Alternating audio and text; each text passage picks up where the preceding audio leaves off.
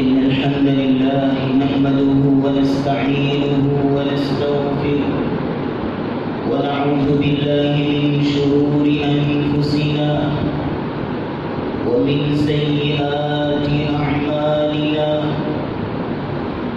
من يهده الله فلا مضل له ومن يضلل فلا هادي له ونشهد أن لا إله إلا الله وحده لا شريك له ونشهد أن محمدا عبده ورسوله اللهم صل على محمد وعلى آل محمد كما صليت على إبراهيم وعلى آل إبراهيم إنك حميد مجيد اللهم بارك على محمد وعلى آل محمد كما باركت على إبراهيم وعلى آل إبراهيم إنك حميد مجيد يا أيها الذين آمنوا اتقوا الله حق تقاته ولا تموتن إلا وأنتم مسلمون يا أيها الناس اتقوا ربكم الذي خلقكم من نفس واحدة وخلق منها زوجها وبث منهما رجالا كثيرا ونساء واتقوا الله الذي تساءلون به والأرحام إن الله كان عليكم رقيبا يا أيها الذين آمنوا اتقوا الله وقولوا قولا سديدا يصلح لكم أعمالكم ويغفر لكم ذنوبكم ومن يطع الله ورسوله فقد فاز فوزا عظيما أما بعد فإن خير الحديث كتاب الله وخير الهدي هدي محمد صلى الله عليه وسلم وشر الأمور محدثاتها وكل محدثة بدعة وكل بدعة ضلالة وكل ضلالة في النار أعوذ بالله من الشيطان الرجيم وتلك الأيام نداولها بين الناس سامعین مکرم حضرات و حاضرین اللہ رب العزت ہم سب کے خالق و مالک ہیں مالک الملک نے جو اسلام ہمیں دیا جو ضابطہ قانون ہمیں دیا وہ ضابطے اور قوانین ہماری خیر خواہی کے لیے ہیں اللہ رب العزت نے تمام کی تمام مخلوقات کو پیدا کیا اور پھر تمام مخلوقات کی روزی اور رزق کا بندوبست بھی اپنی جناب سے کیا وَمَا مِن دَابَّةٍ فِي الْأَرْضِ إِلَّا عَلَى اللَّهِ رِزْقُهَا کائنات میں کوئی بھی مخلوق ہے زمین میں بسنے والی کوئی بھی مخلوق اس کی روزی اور اس کے رزق کا بندوبست اللہ کے ذمے ہے انسان کے علاوہ باقی تمام مخلوقات زمینی وہ اللہ رب العزت ان کو روزی اور رزق دیتے ہیں لیکن انسان ایک ایسی مخلوق ہے کہ جس کو محنت کرنا پڑتی ہے نوکری کرنا پڑتی ہے جاب کرنی پڑتی ہے لیکن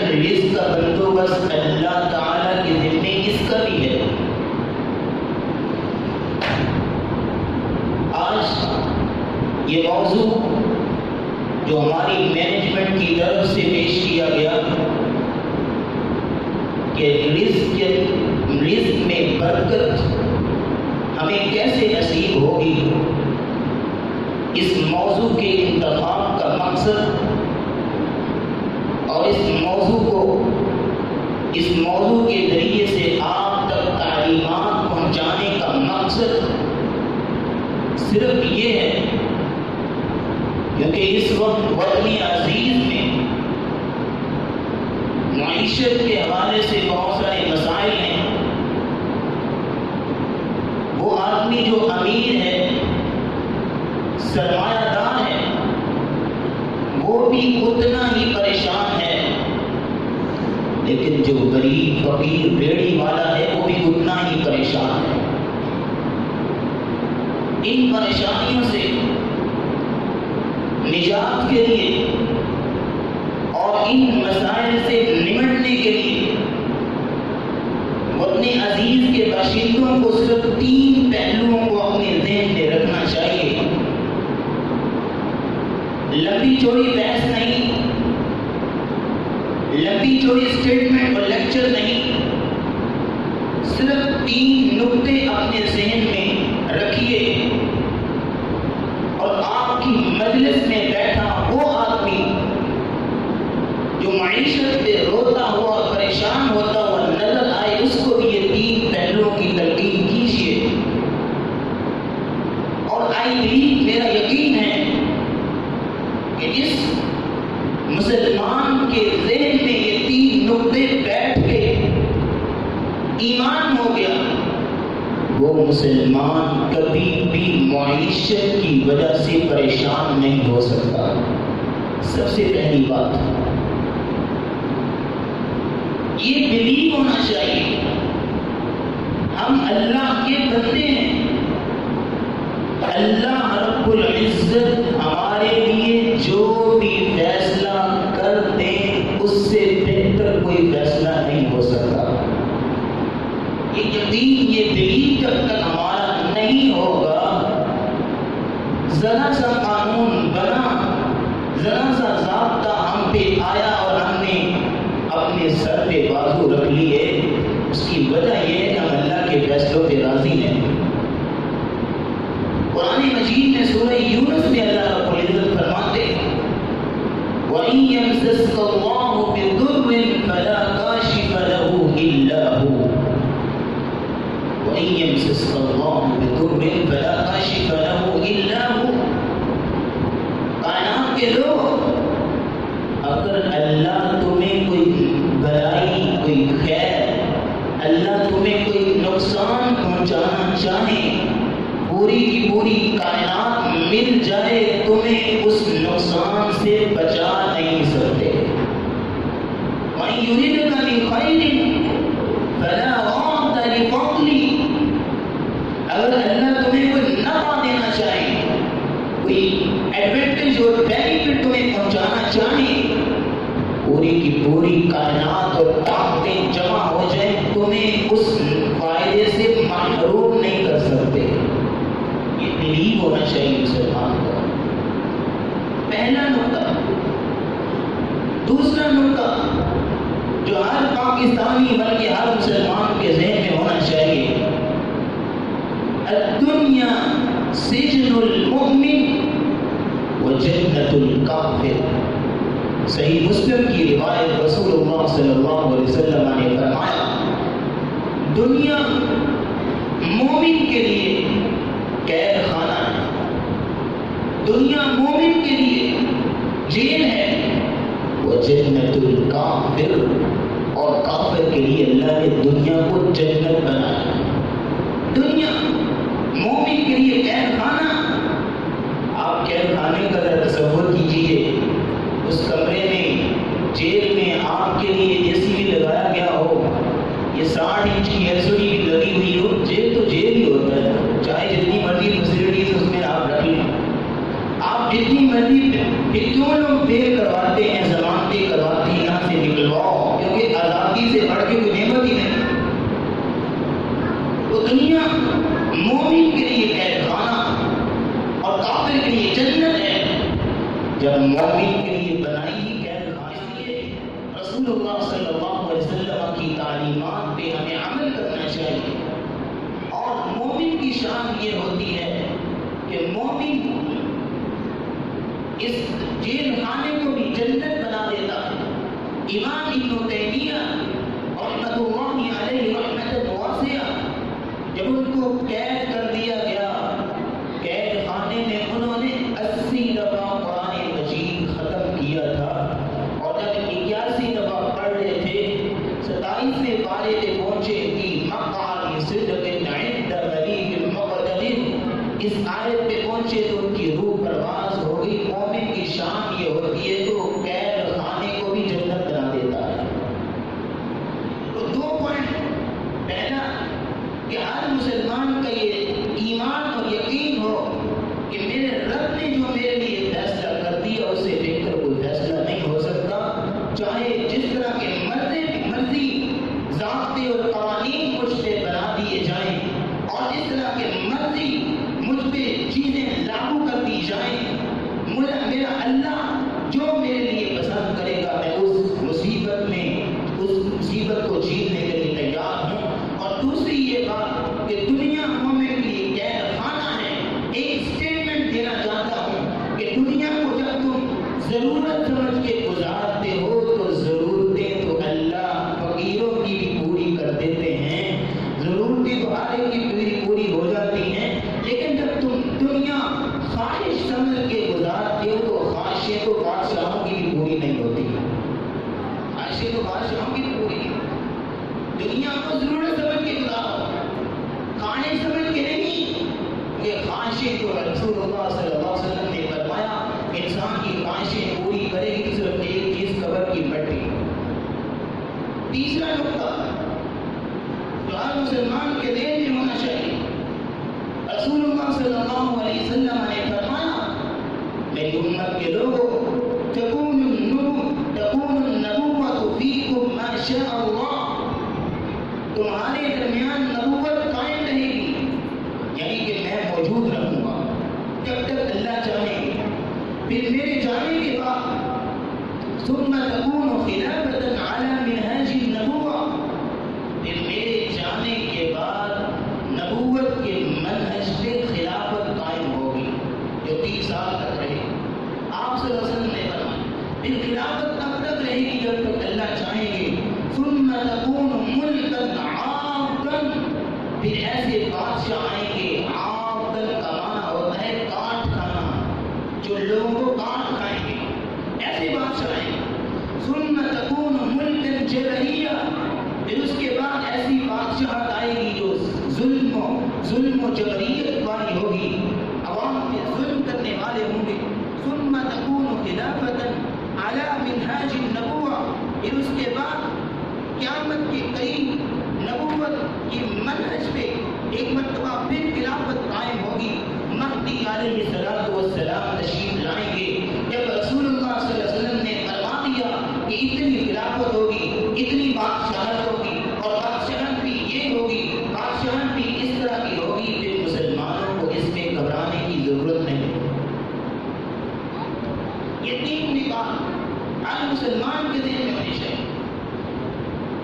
اس کے بعد اس لیے ہمیں جس چیز کی طرف توجہ کرنی چاہیے اور جس چیز کی طرف ہمیں آنا چاہیے وہ یہ ہے کہ جو رزق اور مال جتنا بھی اللہ نے ہمیں دیا ہے، ہمیں اس میں برکت کیسے نصیب ہوگی، برکت کیسے نصیب۔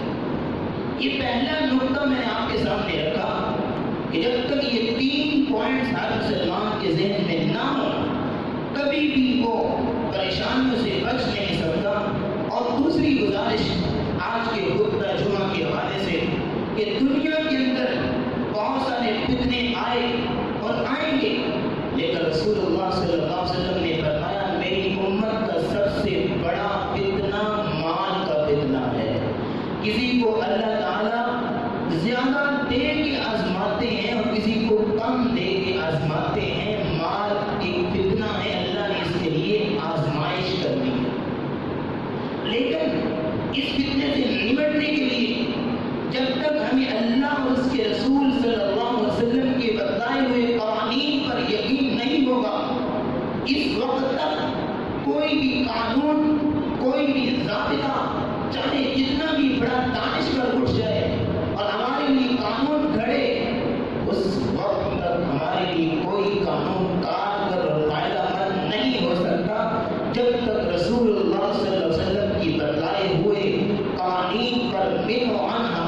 یقین اور عمل نہیں ہوگا۔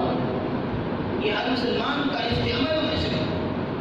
اور یہ اس وقت بھی تھا کہ رسول اللہ صلی اللہ علیہ وسلم کی بات کو نہ ماننے والے، جب جنگ خندق کا موقع تھا، کیا حالت تھی مسلمانوں کی؟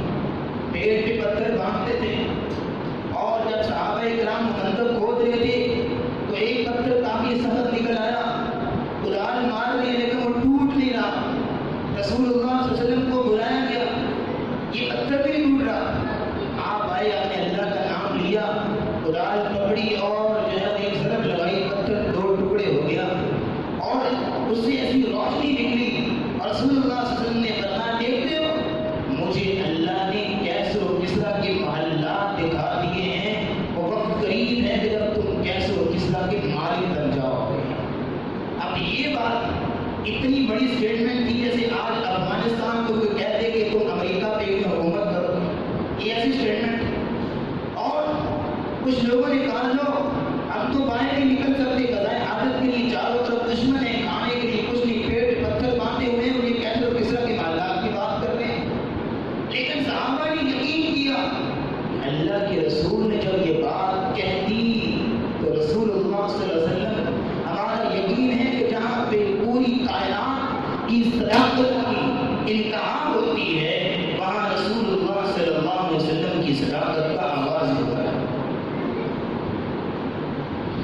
دوسری بات، یہاں پہ یقین اور بلیو ہونا چاہیے، تو ابو بکر صدیق رضی اللہ تعالی عنہ جیسے، ابو بکر صدیق رضی اللہ تعالی عنہ جب رسول اللہ صلی اللہ علیہ وسلم معراج سے واپس آئے،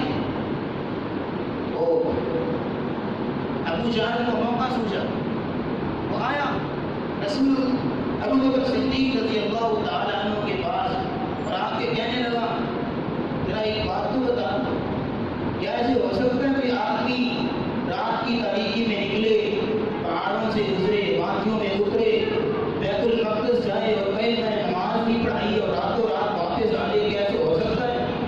ایسے نہیں ہو سکتا، اتنا لمبا سفر راتوں رات کیسے ہو سکتا ہے؟ ہنسا، مسکرایا، بات بن گئی ہے۔ پھر کہنے لگا، ایسے ہو سکتا ہے کوئی آدمی کہے کہ میں رات کی تاریکی میں آسمانوں میں گیا اور ساتوں آسمانوں کی سیر کی، سدرۃ المنتہا تک گیا، اور میں پھر راتوں رات واپس بھی آ گیا، جنت و جہنم کی سیر کی، ہو سکتا ہے؟ یہ دونوں کام بڑے مشکل نہیں، دونوں نہیں ہو سکتے۔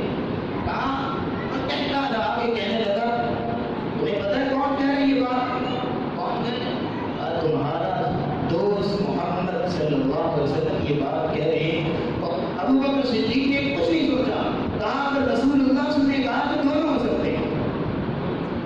یہ یقین کوئی پیرامیٹر نہیں، کوئی سوچ بچار نہیں، کیسے کہا ہو سکتا ہے؟ نہیں، جب رسول اللہ صلی اللہ علیہ وسلم نے کہہ دیا دونوں ہو سکتے ہیں۔ مسلمان کا جب تک بلیو اور یقین نہیں ہوگا رسول اللہ صلی اللہ علیہ وسلم کی تعلیم پر، اس وقت تک مسلمان آج کی خطبہ جمعے کا تیسرا ہے،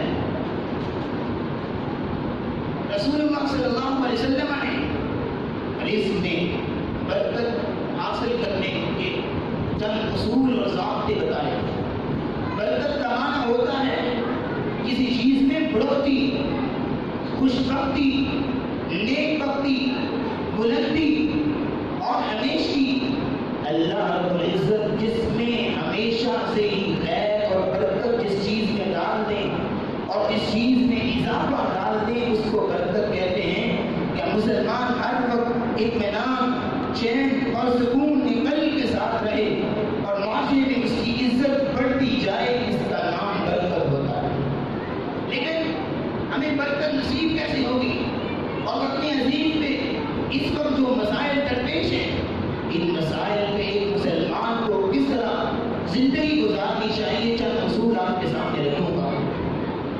سب سے پہلا اصول کہ جہاں غریب بھی رو رہا ہے، فقیر بھی رو رہا ہے اور اس کے اکاؤنٹ بھرے ہوئے ہیں، وہ بھی اپنے بازو سر پہ رکھے ہوئے ہیں اور کچھ لوگ شٹر ڈاؤن کر رہے ہیں، بس کی کچھ نہیں بچا، ایسے لوگوں کو رسول اللہ صلی اللہ علیہ وسلم کی تعلیمات پہ عمل کرنا چاہیے۔ سب سے پہلی تعلیم جو رسول اللہ صلی اللہ علیہ وسلم نے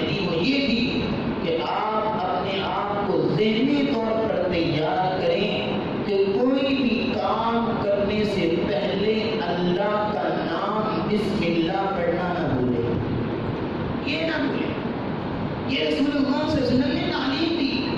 اور صحیح مسلم کی روایت میں سناتا جاؤں، رسول اللہ صلی اللہ علیہ وسلم نے فرمایا جب ایک آدمی اپنے گھر میں داخل ہوتا ہے اور دعا کرتا ہے جو آپ کو بھی یاد ہوگی، بسم اللہ ولجنا وبسم اللہ خرجنا وعلی اللہ ربنا توکلنا. جب یہ اللہ کا نام لے کے جاتا ہے، جس کو یہ مکمل دعا یاد نہیں تو بسم اللہ پڑھ لے، اللہ اس کو اس نعمت سے معروف نہیں کریں گے. جو اللہ کا نام لے کے گھر میں انٹر ہوتا ہے، اس کے پیچھے ایک شیطان کا چیلا ہوتا ہے، وہ اعلان کر دیتا ہے کہ اس نے اللہ کا نام لے کے گھر میں داخل ہوا ہے. اناؤنسمنٹ کر دیتا ہے لا مبیت لکم، آج تمہارے لیے یہاں رہنے کی کوئی جگہ نہیں. جب کھانا کھاتا ہے انسان اور کھانا کھانے سے پہلے بسم اللہ پڑھتا ہے، تو شیطان کہتا ہے لا طعام لکم ولا عشاء، تمہارے لیے کھانا بھی نہیں ہے. اس کھانے میں اللہ رب العزت برکت ڈالتے ہیں. اور تصویر کا دوسرا رخ ملاحظہ فرمائیے، جو انسان گھر میں داخل ہوتے وقت بسم اللہ نہ پڑھے تو شیطان کا چیلا اناؤنسمنٹ کر دیتا ہے ادرکتم المبیت، آجو ہوٹل بک ہو گیا، آجو کفرا بھی لگ گیا. اور جہاں تمہارے دسترخوان پہ دسیوں شیطان بیٹھے ہوں، تمہارے گھر والے کھانا کھا رہے ہوں اور تمہاری فیملی سے زیادہ تعداد شیطانوں کی ہو، بتاؤ اس کھانے میں برکت آئے گی؟ برکت حاصل کرنے کا سب سے پہلا ذریعہ اور تعلیم رسول اللہ صلی اللہ علیہ وسلم نے دی وہ یہ کہ آپ جب بھی کوئی کام کرنے لگیں تو اللہ کا نام لینا مت بھولیں. آج لوگ سارے کا سارا کھانا کھا جاتے ہیں، اللہ کا نام نہ شروع میں نہ آخر میں نہ درمیان میں یاد کیا اور پھر کہتے ہیں کہ برکت نہیں. رسول اللہ صلی اللہ علیہ وسلم نے یہاں تک تعلیم دی. آپ ایک دفعہ کھڑے تھے، پاس ایک صحابی کھڑے تھے جنہوں نے لوہے کی جوتی پہنی ہوئی تھی، اور لوہے کی جوتی رسول اللہ صلی اللہ علیہ وسلم کے پاؤں ننگے پاؤں پہ آ گئی. آپ کا کیا خیال ہے کہ جو لوہے کی جوتی کسی ننگے پاؤں پہ آ گئی درد نہیں ہوگی؟ ہوگی کہ نہیں؟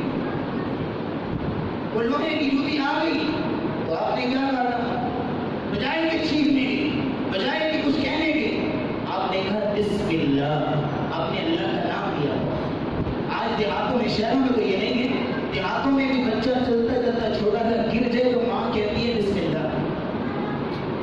اللہ کا نام لینا جو نہ بھولے اس انسان کی روزی میں اللہ برکت ڈال دیتے ہیں. اور رسول اللہ صلی اللہ علیہ وسلم جب ہجرت کے موقع پر گھر سے نکلے تھے تو لاٹھیوں والے تلواروں والے کھڑے تھے، تو آپ صلی اللہ علیہ وسلم اللہ کا نام لے کے گھر سے نکلے تھے تو اللہ نے سب کو اندھا کر دیا. یہ تعلیمات دی رسول اللہ صلی اللہ علیہ وسلم نے، اور ان تعلیمات پہ عمل کرنا چاہیے. دوسری تعلیم یہ ہے، اگر آپ چاہتے ہیں کہ آپ کے مال میں برکت ہو، آپ کی روزی میں برکت ہو، آپ کے رزق میں برکت ہو، تو قرآن کی تعلیمات سمجھیے. قرآن مجید میں اللہ فرماتے ہیں وَلَوْ أَنَّ أَهْلَ الْقُرَىٰ آمَنُوا وَاتَّقَوْا لَفَتَحْنَا عَلَيْهِمْ بَرَكَاتٍ مِّنَ السَّمَاءِ وَالْأَرْضِ وَلَكِنْ كَذَّبُوا فَأَخَذْنَاهُمْ بِمَا كَانُوا يَكْسِبُونَ. سورۃ الاعراف کی آیت نمبر 96 پڑھیے. اور یہ برکت کے حوالے سے سب سے بڑی آیت ہے اگر برکت کا معنی مفہوم سمجھنا ہو. قرآن مجید میں اللہ فرماتے ہیں یہ پچھلی بستیاں جو گزر چکی ہیں، قوم نوح، قوم نوح، قوم شعیب، یہ سارے لوگ اور جتنے بھی کائنات کے اندر لوگ آئے، اگر وہ دو کام کر لیتے، کون کون سے؟ آمنوا واتقوا، اگر ان کے اندر ایمان آ جاتا، اگر ان کے اندر تقوی آ جاتا، ایمان اور تقوی یہ دو چیزیں اگر ان کے اندر ہوتی تو انعام کیا دیتا ان کو؟ لَفَتَحْنَا عَلَيْهِمْ بَرَكَاتٍ مِّنَ السَّمَاءِ وَالْأَرْضِ، زمین سے بھی ان کے برکتوں کے دروازے ان کے لیے اللہ کھول دیتے، آسمانوں سے بھی ان کے لیے برکتوں کے دروازے کھول دیتے. بتاؤ جس کے لیے زمین سے بھی اور آسمانوں سے بھی برکت کے دروازے جس کے لیے کھول دیے جائیں، بتاؤ اس کے مال اور روزی میں برکت کتنی ہوگی؟ یہ کیسے حاصل ہوگی؟ بولیں کتنے کام کرنے؟ دو کام. کون کون سے؟ بولیں ایمان اور تقوی. ایمان و تقوی جب تک نہیں ہوگا اس وقت، اور تقوی کا میں مفہوم سمجھاتا جاؤں، عمر بن عبد العزیز رحمۃ اللہ علیہ رحمۃ واسعہ، یہ 2 سال حکومت کرنے والا، اور اس 2 سال میں اس میں تبدیلی کتنی آئی اس کی حکومت کی وجہ سے، اس آپ نے تاریخوں میں سنا اور پڑھا ہوگا۔ لیکن جو بات میں بتانا چاہتا ہوں، عمر بن عبد العزیز جب دنیا سے جانے لگے تھے، ان کی وراثت تھی 18 دینار۔ کتنی وراثت تھی؟ 18 سکے، 18 دینار وراثت تھی ان کی، اور ان کی تجہیز و تکفین پہ اور ان کی تدفین پہ جو خرچہ آیا، 6 دینار وہاں لگ گئے، 11 دینار باقی رہ گئے۔ 11 دینار جب بچے تو ان کے بیٹے کتنے تھے؟ 11۔ ایک بیٹے کو ایک سکہ دینار کا ملا، یہ عمر بن عبد العزیز کے بیٹوں کو وراثت ملی تھی۔ اور پھر راوی بیان کرتے ہیں کہ ان کے مقابلے میں دوسرے بادشاہوں کو اور ان کے بیٹوں کو ایک لاکھ دینار وراثت ملی، اور عمر بن عبد العزیز کے بیٹوں کو ایک سکہ وراثت ملی۔ میں نے دیکھا کہ دوسرے بادشاہوں کے بیٹوں کو، میں نے دیکھا کہ کشکولے کڑائی ہاتھوں میں لیے پھرتے تھے، روزی میں برکت نہیں، بازو اپنے سروں پہ رکھے ہوئے۔ لیکن عمر بن عبد العزیز کے بیٹوں کو میں نے دیکھا کہ 100 اونٹ اللہ کی راہ میں قربان کرتے ہوئے نظر آتے ہیں۔ یہ تقویٰ، اور عمر بن تقویٰ کی بات ابھی پوری نہیں ہوئی۔ عمر بن عبد العزیز بیٹا پتہ کس کا تھا؟ اس بیٹی کا بیٹا تھا جس کو ماں نے کہا تھا کہ دودھ میں پانی ڈال دو۔ اس نے کہا تھا اس نے کہا تھا، ماں نے کہا تھا دودھ میں پانی ڈال دو، کون سا عمر دیکھ رہا ہے؟ خلیفہ کون سا دیکھ رہا ہے؟ اس نے کہا تھا عمر تو نہیں دیکھ رہا، عمر کا رب کو دیکھ رہا ہے۔ یہ اس بیٹی کا بیٹا تھا عمر بن عبد العزیز۔ یہ تقویٰ جب آتا ہے تو یہ رزق میں برکت اور فراوانی وراثت کی صورت میں آگے تقسیم ہوتی ہے۔ تیسری تعلیم جو رسول اللہ صلی اللہ علیہ وسلم نے دی، اس وقت اپنے عزیز کے باشندوں کو اس کو سیکھنا چاہیے۔ رسول قرآن مجید میں اللہ فرماتے ہیں سورہ فاطر کی آیت نمبر 29، ان الذین یتلون کتاب اللہ، جو لوگ اللہ کی آیات کی تلاوت کرتے ہیں، قرآن مجید کی تلاوت کرتے ہیں، نمبر 1 وَأَقَامُوا الصَّلَاةَ، نماز قائم کرتے ہیں، نماز چھوڑتے نہیں، وَأَنفَقُوا مِمَّا رَزَقْنَاهُمْ سِرًّا وَعَلَانِيَةً، اور دن رات چھپے اور اعلانیہ طور پر اللہ کی راہ میں اپنے مال کو خرچ کرتے ہیں۔ یہ 3 کام جو لوگ کرتے ہیں، أُولَٰئِكَ يَرْجُونَ تِجَارَةً لَّن تَبُورَ، اللہ رب العزت نے ان کے لیے انعام یہ رکھا ہے کہ ان کی تجارت میں کبھی بھی گھاٹا اور نقصان نہیں ہو سکتا۔ لن تبور کا معنی ہر چیز میں نیور، کبھی بھی ان کے مال میں نقصان نہیں ہو سکتا۔ یہ تعلیم رسول اللہ نے دی۔ آج کتنے پاکستانی ہیں جو صبح اٹھ کے قرآن کی تلاوت کرتے ہیں؟ آج کتنے دانشور تم نے بٹھائے ہوئے، کسی بھی دانشور کو نماز کا ترجمہ نہیں آتا، تمہاری روزی میں معیشت میں برکت کہاں سے آئے گی؟ یہ تیسری تعلیم رسول اللہ صلی اللہ علیہ وسلم نے دی قرآن مجید کے ذریعے سے۔ چوتھی تعلیم، روزی میں برکت چاہیے، مال میں برکت چاہیے، معیشت کی فراوانی چاہیے، تو رسول اللہ صلی اللہ علیہ وسلم نے فرمایا البیعان بالخیار ما لم يتفرقا وإن صدقا وبينا بورك لهما في بيعهما۔ جب 2 آدمی آپس میں لین دین کرتے ہیں، ٹیبل میں بیٹھتے ہیں، کانٹریکٹ سائن ہوتا ہے، کوئی چیز خریدنے اور بیچنے لگتے ہیں، وَإِن صَدَقَا وَبَيَّنَا، اگر وہ دونوں سچ بولیں اور بات کو کلیئرلی بیان کریں، بورک لہما فی بیعہما، تو ان کی اس ڈیلنگ میں، ان کی اس تجارت میں اللہ رب العزت برکت ڈال دیتے ہیں۔ یہ رسول اللہ نے فرما دیا۔ اس کی ایگزامپل دینا چاہوں گا۔ 2 آدمی بیٹھے، کار خریدنے لگے، گاڑی خریدنے لگے، اور کیا ہے، بیچنے والا کہتے ہیں سر میں اس کو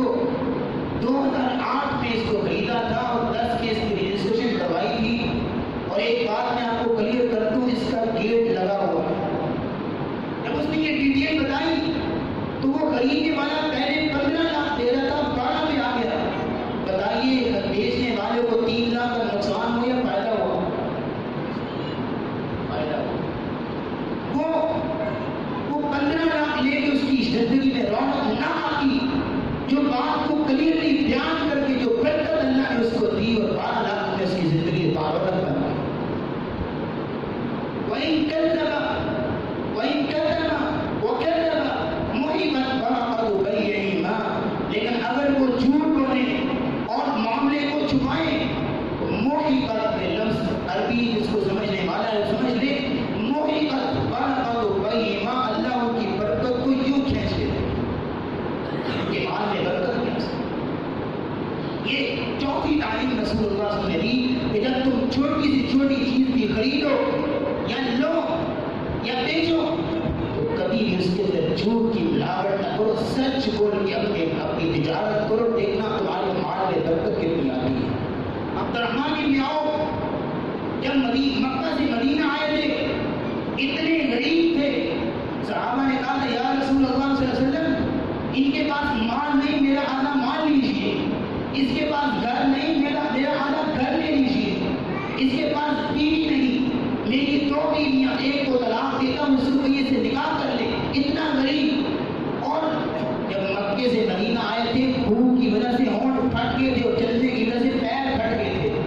لیکن ایک وقت آیا کہ وہ عبد الرحمن بن عوف انٹرنیشنل منڈی مدینے کی، اس کی عالمی منڈی کے سب سے اول کا تاجر تھا. وہ مٹی کو بھی ہاتھ لگاتا اور سونا بن جاتی تھی. کسی نے پوچھا یہ راز کیا ہے، اتنا بڑے تاجر ہو تم، کیا راز ہے؟ کہنے لگے میں نے آج تک تجارت کی وجہ سے نماز نہیں چھوڑی، اور دوسری بات یہ کہ آج تک میں نے تجارت میں جھوٹ نہیں بولا. یہ 2 کام میں کرتا ہوں، اللہ نے میری تجارت میں برکت ڈال دی. یہ چوتھی بات. 5ویں گزارش اور 5ویں وہ تعلیم جو رسول اللہ صلی اللہ علیہ وسلم نے ہم نے دی. اگر مال میں، روزی میں، رزق میں برکت چاہیے، بات کڑوی ہے لیکن قرآن کی تعلیم ہے.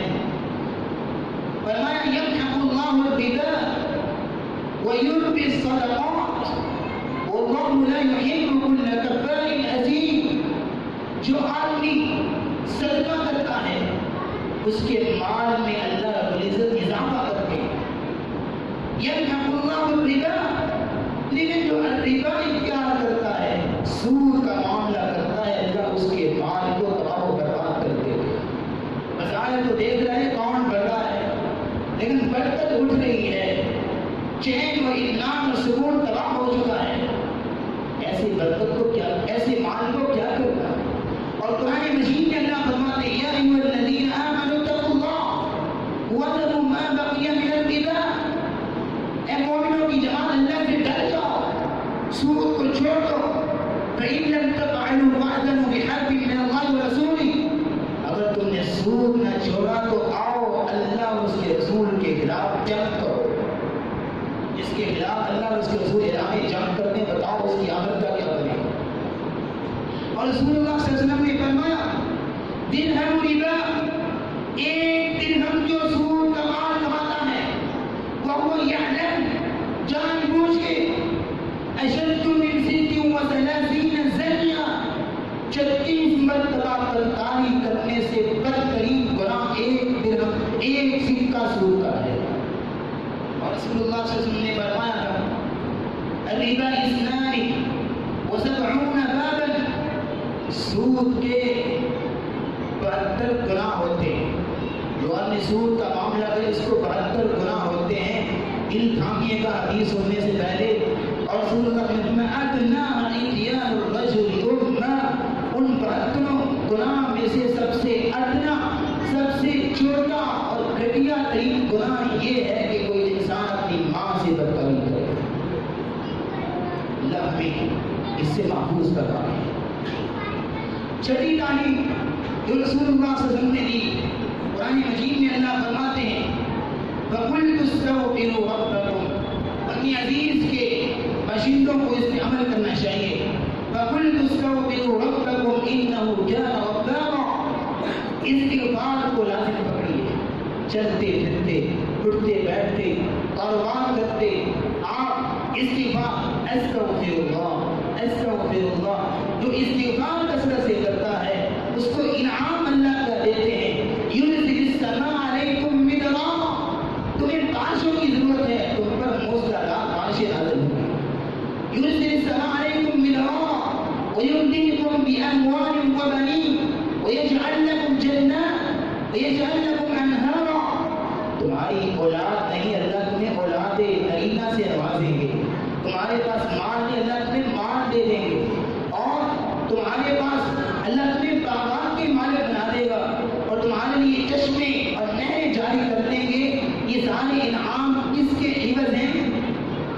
استغفار کے بعد استغفار کو رکھنا، یہ چھٹی تعلیم ہے جس کو ہمیں ذہن نشین رکھنا چاہیے۔ ساتویں اور آخری تعلیم جو وطن عزیز کے باشندوں کو ذہن نشین رکھنی چاہیے کہ وہ جو مال میں برکت اور روزی میں برکت کے حوالے سے رسول اللہ صلی اللہ علیہ وسلم نے فرمایا من احب ان يبسط له في رزقه وينسأ له في اثره فليصل رحمه، جو آدمی یہ چاہتا ہے کہ اس کی عمر میں برکت ڈال دی جائے، اس کی عمر میں اضافہ کر دیا جائے اور اس کے رزق میں برکت ڈال دی جائے، اس کو ایک کام کرنا چاہیے فليصل رحمه، صلہ رحمی کرے۔ آج لوگ روتے ہیں مال کی وجہ سے، رزق کی وجہ سے، لیکن اسے پتا نہیں کہ اپنی سگی بہن مجھ سے ناراض ہے، میرا اپنا سگا باپ مجھ سے ناراض ہے، میرا اپنا رشتہ دار میرے ساتھ بولتا نہیں۔ یہ صلہ رحم قطع رحمی کرنے والا اور مانگے کہ مال میں برکت ملے، اور امپاسبل، یہ کیسے ہو سکتا ہے؟ کیونکہ رسول اللہ نے فرمایا جو آدمی رزق میں برکت چاہتا ہے اسے چاہیے کہ وہ صلہ رحمی کو اختیار کرے اور صلہ رحم یہ 6 سے 7 تعلیمات، یہ 6 سے 7 پوائنٹ جو ہیں ہر مسلمان کے ذہن میں ہونے چاہیے اور ان کو سیکھنا چاہیے، ان پہ عمل کرنا چاہیے۔ جب تک ان 7 چیزوں پہ عمل نہیں ہوگا اس وقت تک چھوٹے سے چھوٹا بھی قانون بنا دیا جائے گا تو لوگ روتے ہوئے نظر آئیں گے، لیکن اگر 7 چیزوں پہ عمل ہے اور اللہ کے فیصلوں پہ اس کی رضا ہے تو چاہے کچھ بھی ہو جائے، کچھ بھی فیصلے اس کے خلاف کر دیے جائیں، وہ انسان خوش باش ہی نظر آتا ہے۔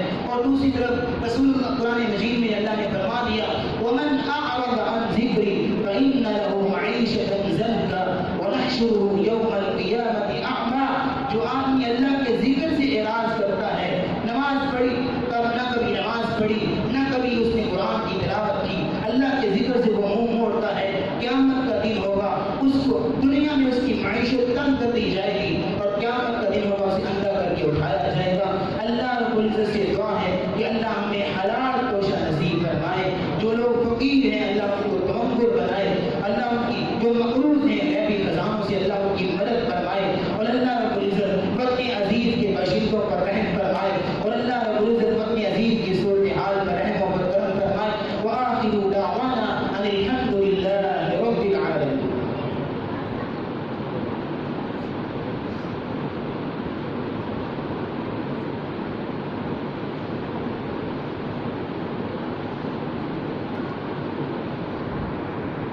إن الحمد لله نحمده ونستعينه ونستغفره ونعوذ بالله من شرور أنفسنا ومن سيئات أعمالنا، من يهده الله فلا مضل له ومن يضلل فلا هادي له، ونشهد أن لا إله إلا الله وحده لا شريك له، ونشهد أن محمدا عبده ورسوله۔ اللهم صل على محمد وعلى آل محمد كما بارك وسلم وصل عليه۔ اللهم اشف مرضانا ومرضى المسلمين، أذهب البأس رب الناس واشف أنت الشافي، لا شفاء إلا شفاءك، شفاء لا يغادر سقما۔ اللهم اكفنا بحلالك عن حرامك وأغننا بفضلك عمن سواك۔ اللهم اغفر لجميع موتى المسلمين الذين شهدوا لك بالوحدانية ولنبيك بالرسالة وماتوا على ذلك۔ ربنا آتنا في الدنيا حسنة وفي الآخرة حسنة وقنا عذاب النار۔ ربنا تقبل منا إنك أنت السميع العليم وتب علينا إنك أنت التواب الرحيم، وصلى الله تعالى على رسوله خير خلقه محمد وعلى آله وأصحابه أجمعين برحمتك يا